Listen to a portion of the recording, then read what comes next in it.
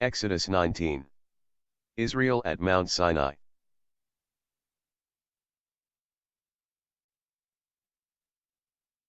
The people of Israel left Rephidim, and on the first day of the 3rd month after they had left Egypt they came to the desert of Sinai. There they set up camp at the foot of Mount Sinai. And Moses went up the mountain to meet with God. The Lord called to him from the mountain and told him to say to the Israelites, Jacob's descendants, "You saw what I, the Lord, did to the Egyptians and how I carried you as an eagle carries her young on her wings, and brought you here to me. Now, if you will obey me and keep my covenant, you will be my own people. The whole earth is mine, but you will be my chosen people. A people dedicated to me alone, and you will serve me as priests." So Moses went down and called the leaders of the people together and told them everything that the Lord had commanded him. Then all the people answered together, "We will do everything that the Lord has said," and Moses reported this to the Lord. The Lord said to Moses, "I will come to you in a thick cloud, so that the people will hear me speaking with you and will believe you from now on." Moses told the Lord what the people had answered. And the Lord said to him, "Go to the people and tell them to spend today and tomorrow purifying themselves for worship. They must wash their clothes and be ready the day after tomorrow. On that day I will come down on Mount Sinai, where all the people can see me.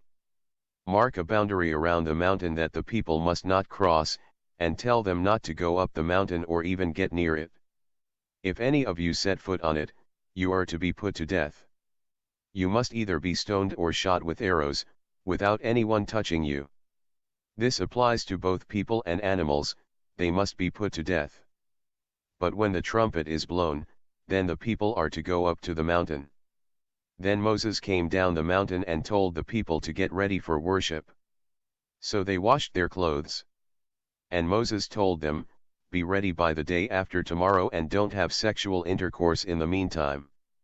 On the morning of the 3rd day there was thunder and lightning, a thick cloud appeared on the mountain, and a very loud trumpet blast was heard. All the people in the camp trembled with fear. Moses led them out of the camp to meet God, and they stood at the foot of the mountain. All of Mount Sinai was covered with smoke, because the Lord had come down on it in fire. The smoke went up like the smoke of a furnace, and all the people trembled violently. The sound of the trumpet became louder and louder. Moses spoke, and God answered him with thunder. The Lord came down on the top of Mount Sinai and called Moses to the top of the mountain. Moses went up. And the Lord said to him, "Go down and warn the people not to cross the boundary to come and look at me. If they do, many of them will die. Even the priests who come near me must purify themselves, or I will punish them." Moses said to the Lord, "The people cannot come up, because you commanded us to consider the mountain sacred and to mark a boundary around it."